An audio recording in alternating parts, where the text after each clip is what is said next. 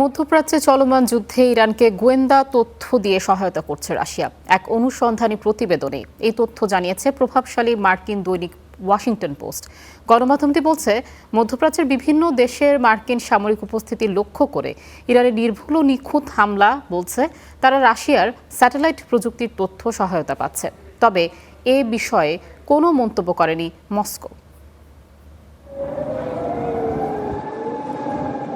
দ্বিতীয় বিশ্বযুদ্ধের পর সবচেয়ে বড় রকমের সংঘাতের মুখোমুখি মধ্যপ্রাচ্য।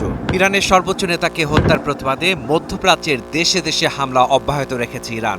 কাতার, কুয়েত, বাহরাইন, আরব আমিরাতের মতো দেশগুলোর মার্কিন সামরিক উপস্থিতি লক্ষ্য করে একের পর এক মিসাইল ও ড্রোন হামলা চালিয়ে যাচ্ছে ইরান।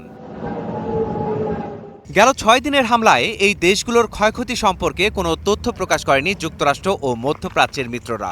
বরাবরের মতো এবারও তথ্য প্রকাশে জারি আছে কঠোর নিষেধাজ্ঞা।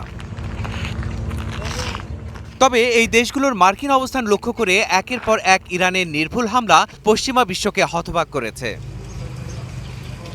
প্রভাবশালী মার্কিন সংবাদ মাধ্যম ওয়াশিংটন পোস্ট বলছে, প্রত্যক্ষভাবে যুদ্ধে না জড়ালেও পরোক্ষভাবে ইরানকে সহায়তা করছে রাশিয়া।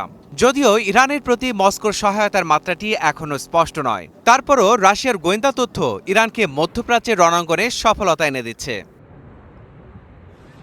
বিশ্লেষকরা ওয়াশিংটন পোস্টকে বলছেন, কমান্ড কন্ট্রোল অবকাঠামো, রাডার, কুয়েতের অস্থায়ী সেনা ছাউনি যেখানে 6 মার্কিন সেনা নিহত হয়েছে, এই হামলার ধরনগুলো গোয়েন্দা তথ্য বিনিময়ের ইঙ্গিত দেয়।